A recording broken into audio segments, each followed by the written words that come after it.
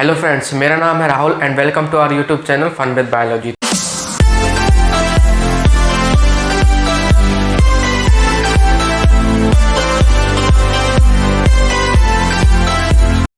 तो जैसे फ्रेंड्स हमने प्रोसेस ऑफ डाइजेशन स्टार्ट कर दिया था, उसमें हमने पढ़ लिया था, यानी कि उसमें अब तक हमने पढ़ा था process digestion of protein, digestion of starch और डाइजेशन ऑफ न्यूक्लिक एसिड। अब हम पढ़ेंगे, आज हम बात करने जा रहे हैं तो फ्रेंड्स डाइजेशन ऑफ फैट, या आप ये भी कह सकते हो फैट कह लो, लिपिड कह लो या ट्राइग्लिसराइड्स कह लो।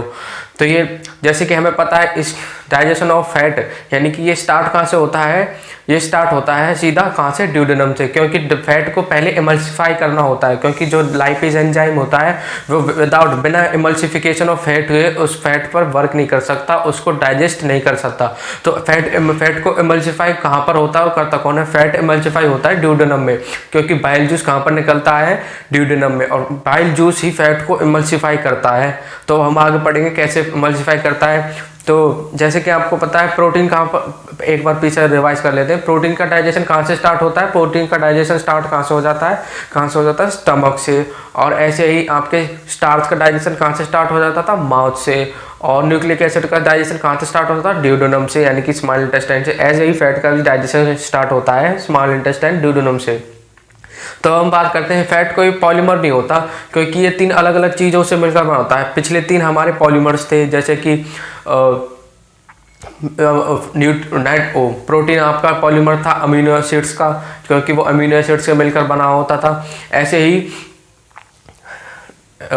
जो आपका फैट है ये पॉलीमर नहीं होता, ये तीन अलग अलग चीज़ों से मिलकर बना होता है, यानी कि ट्राइग्लिसराइड होता है, यानी कि monoglycerides plus glycerols plus fatty acids और सम बाइल सॉल्ट से मिलकर बना होता है। ये आपका बाइल सॉल्ट अभी यहाँ पर नहीं होते, बाइल सॉल्ट पीछे आते हैं। तो ये आपका पहली बात तो ये पॉलीमर नहीं होता। दूसरी बात, इसका डाइजेशन कहाँ से स्टार्ट होता है, ड्यूडेनम से सीधा, क्योंकि पहले इमल्सिफाई होता है by the help of bile juice. जो बाइल, एक बात ये समझा, bile helps in emulsification of fat में बाइल हेल्प करता है। और बाइल हेल्प एक चीज़ और करता है, बाइल हेल्प करता है, एक्टिवेट करता है लाइपेज एंजाइम को, जो लाइपेज एंजाइम किस में हेल्प करता है, break down of fat into micelles में। मिसेल्स किससे मिलकर बने होते हैं, मिसेल्स मिलकर बने होते हैं। मिसेल्स और एब्जॉर्बेबल फॉर्म होती है हमारी गट के लिए, और ये मिसेल्स किससे मिलकर बने होते हैं, इससे मतलब फैट के तीन कंपोनेंट से, monoglyceride, glycerol plus fatty acids, और यहाँ पर होते हैं बाइल सॉल्ट, सम बाइल सॉल्ट प्रेजेंट होते हैं मिसेल्स में। तो ये तो बात होगी आपके बाइल की, जो किस में हेल्प करता है। अब हम बात करेंगे कि हम इसमें फैट में किस चीज़ को तोड़ रहे हैं, किस बॉन्ड को तोड़ रहे हैं। जैसे प्रोटीन पेप्टाइड बॉन्ड को तोड़ते थे, स्टार्च में ग्लाइकोसिडिक बॉन्ड को तोड़ते थे, ऐसे ही यहाँ पर फैट में तोड़ेंगे हम एस्टर बॉन्ड को। अब हम एक बार इससे केमिकल फॉर्मूले से जानते हैं एस्टर बॉन्ड प्रेजेंस का होता है। जैसे कि आप ये समझिए, ये केमिकल फॉर्मूला ट्राइग्लिसराइड या फैट कह लो, लिपिड्स का। अब इसमें जो एस्टर बॉन्ड होता है वो कहाँ पर प्रेजेंट होता है, वो एस्टर बॉन्ड प्रेजेंट होता है ये वाला एस्टर बॉन्ड, इसको कहते हैं एस्टर बॉन्ड। और हमें इसमें एस्टर बॉन्ड को तोड़ना होता है, किसमें, एस्टर बॉन्ड को तोड़ना होता है जिससे कि हमारा जो फैट है वो किसमें कन्वर्ट हो जाए, मोनोग्लिसरॉल्स में प्लस फैटी एसिड्स में।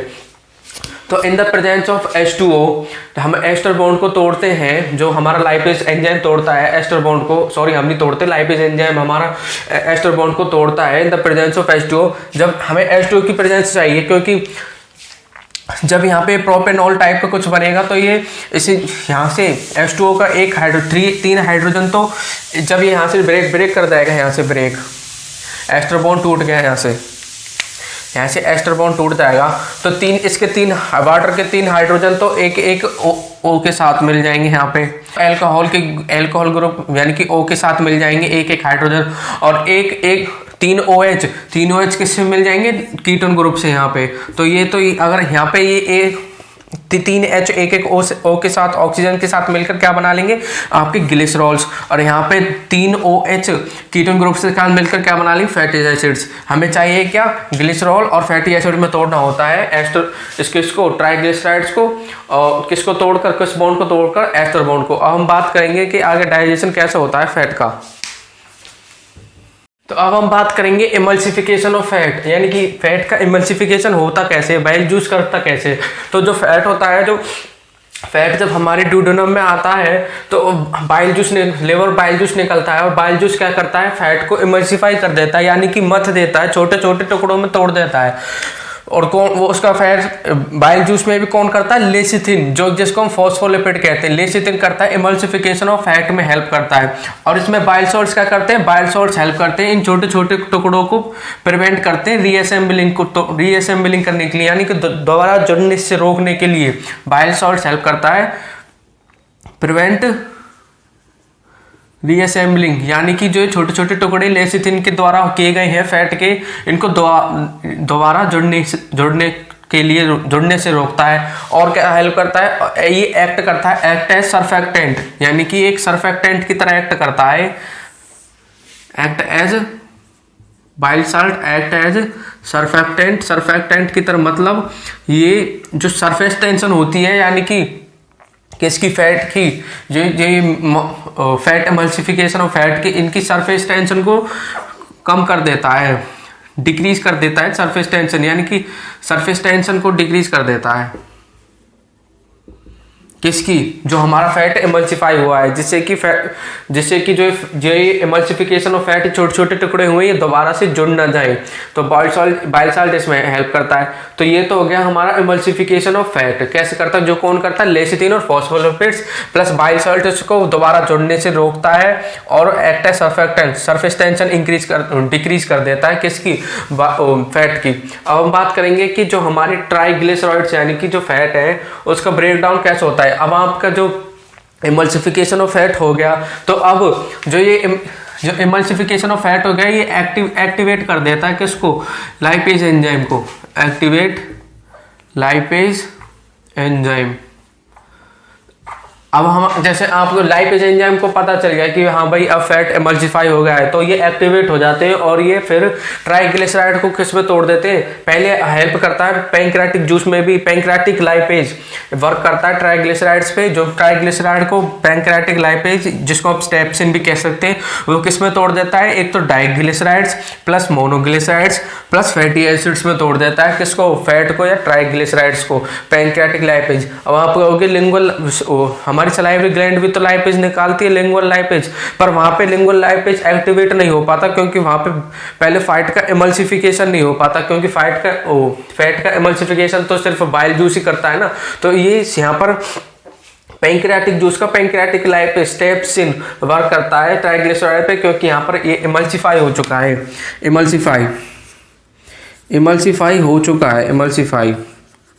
एमल्सिफाई हो चुका है। तो ये पैंक्रियाटिक लाइपेज किस में तोड़ता है, डाइग्लिसराइड्स में प्लस मोनोग्लिसराइड्स में प्लस फैटी एसिड्स में।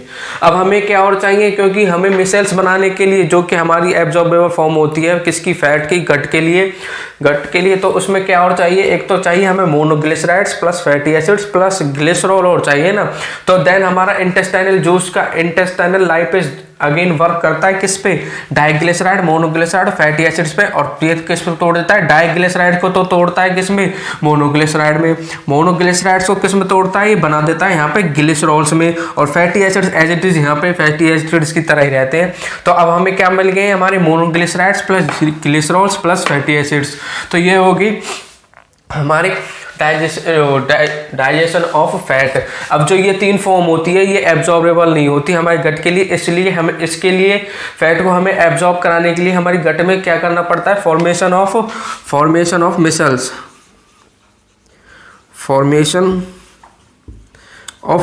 मिसल्स के रूप में बनाना पड़ता है इन तीनों चीज को with the help of bile salts मिलके किसके फॉर्म करते हैं, मिसल्स के लिए। तो फ्रेंड्स अब तक हमने देखा जो हमारा फैट है वो किस में कन्वर्ट हो चुका है, वो कन्वर्ट हो चुका है यानी कि फिर टूट चुका है मोनोग्लिसराइड्स में, ग्लिसरॉल्स में प्लस फैटी एसिड्स में।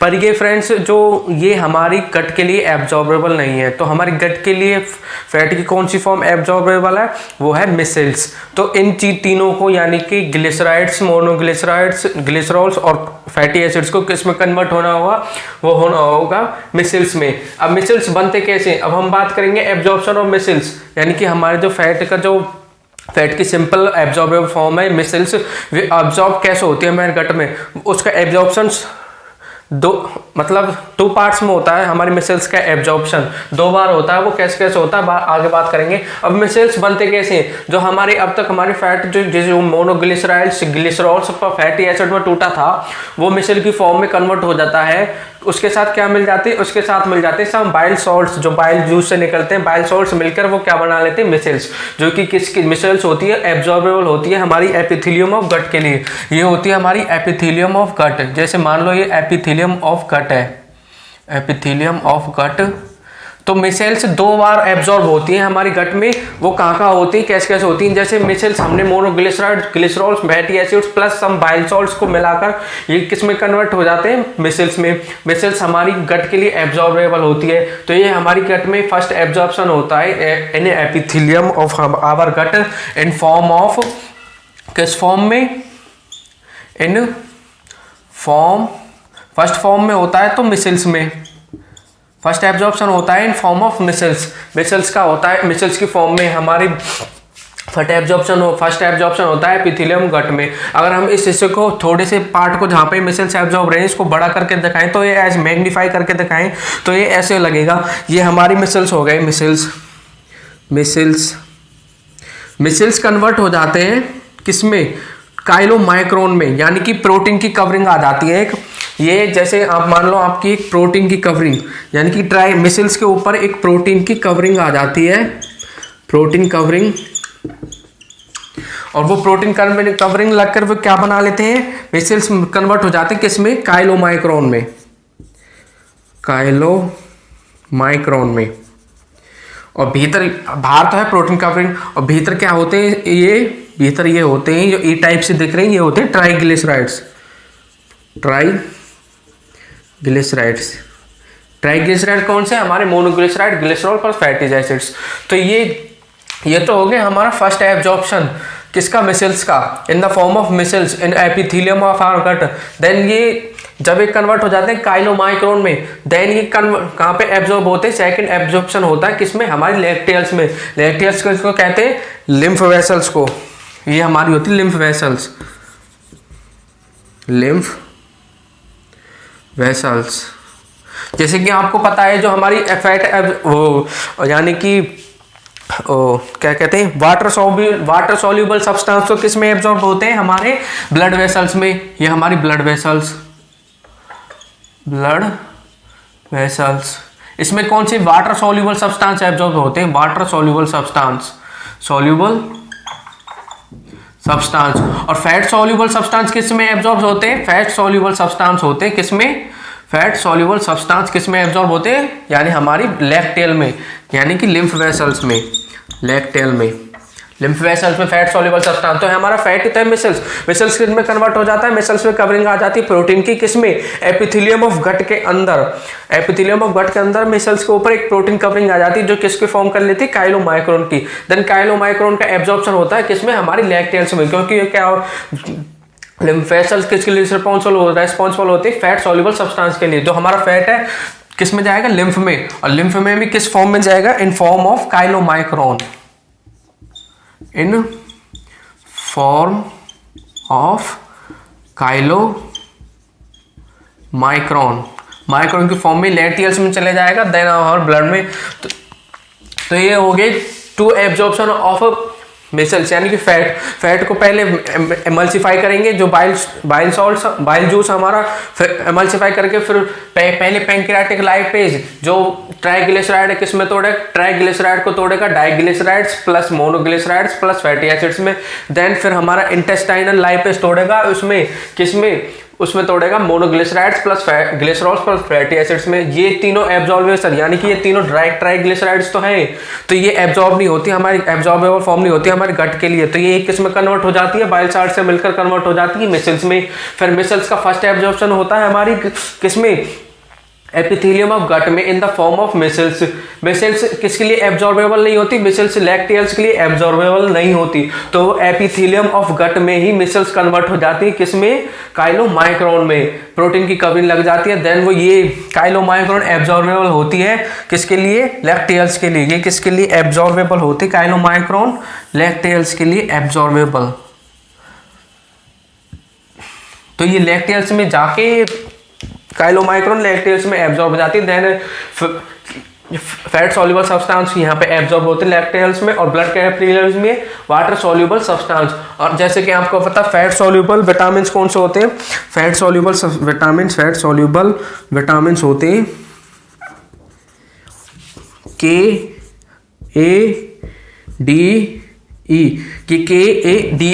जैसे कि आपको पता है, जैसे आप ऐसे याद कर सकते हो KAD कड़ी में आपको फैट होता है ना, तो फैट सॉल्युबल विटामिन कौन से होते हैं, कड़ी। जो KADE जो कहाँ पे होते हैं, एब्जॉर्ब कौन करता है उनको, लैक्टेल्स में एब्जॉर्ब होते हैं। ऐसे ही वाटर, अब बात करें हम वाटर सॉल्युबल विटामिन कौन से होते हैं, रिमेनिंग बचे जो B एंड C, ये होते हैं जो कहाँ पर एब्जॉर्ब होते हैं हमारे ब्लड वेसल्स में। तो ये था हमारा एब्जॉर्प्शन ऑफ वेसल्स या फिर डाइजेशन ऑफ फैट या लिपिड्स या ट्राइग्लिसराइड्स।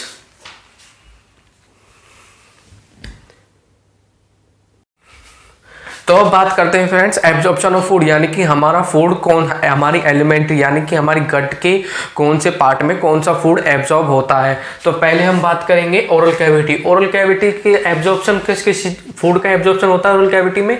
ओरल कैविटी में एब्जॉर्प्शन होता है अल्कोहल का, सम ड्रग्स का, जैसे कि एस्पिरिन और डिस्पिरिन। जैसे कि आपने देखा होगा फ्रेंड्स, अगर आप अल्कोहल जो शराब होती है उसको माउथ में लेते हो, अपनी ओरल कैविटी में भी थोड़ी देर के लिए रखते हो, तो आपको नशा चढ़ना चालू हो जाता है। तो वो इसलिए होता है क्योंकि अल्कोहल का एब्जॉर्प्शन स्टार्ट हो जाता है ओरल कैविटी से। ऐसे ही सम ड्रग्स जैसे कि एस्पिरिन और डिस्पिरिन जो दवाई होती है वो हेडेक के लिए लेते हैं, वो इतनी जल्दी असर करना कैसे स्टार्ट कर देती है, वो इसलिए कर देती है क्योंकि उसका भी एब्जॉर्प्शन ओरल कैविटी से स्टार्ट हो जाता है। तो हम बात करेंगे स्टमक की। स्टमक में किस किस का एब्जॉर्प्शन होता है, remaining alcohol and some drugs, वही एस्पिरिन और डिस्पिरिन वगैरह। और बात करेंगे इस वाटर का भी एब्जॉर्ब इस यही से होता है, स्टमक से भी एब्जॉर्प्शन के लिए रिस्पॉन्सिबल होता है स्टमक। और बात करेंगे फ्री ग्लूकोज यानी कि जिसको हम ग्लूकोन डी कहते हैं, यानी कि जो इंस्टेंट एनर्जी प्रोवाइड कराता है हमें, फ्री ग्लूकोज कहते हैं उसको, जो कि ग्लूकोन डी होता है, उसका भी एब्जॉर्प्शन स्टमक में हो जाता है। और सम आयंस जैसे कि सोडियम और फेरस आयंस, इसको कहते हैं फेरस आयंस। जैसे कि हमने पिछले उस गैस्ट्रिक ग्लैंड्स में बात करी थी, गैस्ट्रिक ग्लैंड की पैराइटल सेल्स किसके लिए HCl निकालते हैं ना, HCl निकालते हैं, और एक और चीज निकालती है कासल इंटरेक्शन फैक्टर, उसको बाद में बताएंगे। पहले HCl किसके लिए रेस्पॉन्सिबल होता है, फेरिक को यानी कि Fe3 पॉजिटिव को कन्वर्ट करता है किसमें, Fe2 पॉजिटिव में, यानी कि फेरस में। फेरिक को कन्वर्ट करता है किसमें, फेरस में। अब ये फेरस किसके लिए रेस्पॉन्सिबल होता है, फेरस की एब्जॉर्प्शन हो जाता है किसमें, स्टमक में, और ये रेस्पॉन्सिबल होता है फॉर्मेशन ऑफ हीमोग्लोबिन बनाने के लिए, फॉर्मेशन ऑफ हीमोग्लोबिन। तो ये किस में लेते हैं हम, ये अपनी डाइट में लेते हैं, और इसको HCl किस में कन्वर्ट कर देता है, Fe2 पॉजिटिव फेरस में, और देन ये हमारे स्टमक में ही एब्जॉर्ब हो जाता है, और ये रिस्पॉन्सिबल होता है फॉर्मेशन ऑफ हीमोग्लोबिन, आपको पता ही है। अब हम बात करेंगे स्मॉल इंटेस्टाइन के भी डुओडेनम वाला पार्ट जो होता है, यहाँ पे मैक्सिमम डाइजेशन होता है, क्योंकि आपको पता है सारे जितने भी हमारे protein, fat, starch, nucleic acid जितने भी बचते हैं वो सारे ड्यूडेनम से में ही जितना रिमेनिंग उनका डाइजेशन बचता है, यानी कि कहाँ से हमारे ओरल कैविटी से स्टार्ट होकर आता है उनका डाइजेशन, या फिर आप कह लो स्टमक से स्टार्ट होकर आता है, तो वो खत्म कहाँ पे होता है, मतलब प्रॉपर डाइजेशन, मैक्सिमम डाइजेशन खत्म मतलब हो जाता है, पूरा डाइजेशन कहाँ पर हो जाता है, ड्यूडेनम में मैक्सिमम डाइजेशन के लिए रिस्पॉन्सिबल होते हैं, और जेजुनम और इलियम वाला पार्ट मैक्सिमम एब्जॉर्प्शन के लिए। रिमेनिंग मतलब लार्ज इंटेस्टाइन में डाइजेशन नहीं होता, तो मैक्सिमम एब्जॉर्प्शन ऑफ फूड कहाँ पे हो जाता है, जेजुनम और इलियम में। और इलियम में भी एब्जॉर्प्शन ऑफ विटामिन B12 के लिए रिस्पॉन्सिबल होता है इलियम वाला पार्ट, स्मॉल इंटेस्टाइन का, विटामिन B12 के लिए, क्योंकि मैंने अभी बताया जो कासल इंटरेक्शन फैक्टर उससे निकलता है हमारी गैस्ट्रिक ग्लैंड से, गैस्ट्रिक ग्लैंड की पैराइटल सेल से, वो कासल इंटरेक्शन फैक्टर किसके लिए रिस्पॉन्सिबल होता है, वो रिस्पॉन्सिबल होती है for absorption of vitamin B12, वो यहीं पर होता है absorption of vitamin B12 and some bile salts ileum वाले पार्ट में होते हैं एब्जॉर्ब। अब बात करेंगे लार्ज इंटेस्टाइन किसके लिए एब्जॉर्प्शन होता है, लार्ज इंटेस्टाइन सब वाटर के लिए भी, और सम मिनरल्स के लिए भी, और सम सर्टेन ड्रग्स के लिए। अब लार्ज इंटेस्टाइन में एब्जॉर्प्शन तो होता है पर किसी प्रकार का डाइजेशन एब्सेंट रहता है, डाइजेशन लार्ज इंटेस्टाइन में एब्सेंट रहता है, डाइजेशन नहीं होता लार्ज इंटेस्टाइन में। तो ये तो हो गया हमारा प्रोसेस ऑफ डाइजेशन कंप्लीट और हमारा एब्जॉर्प्शन ऑफ फूड भी कंप्लीट हो गया।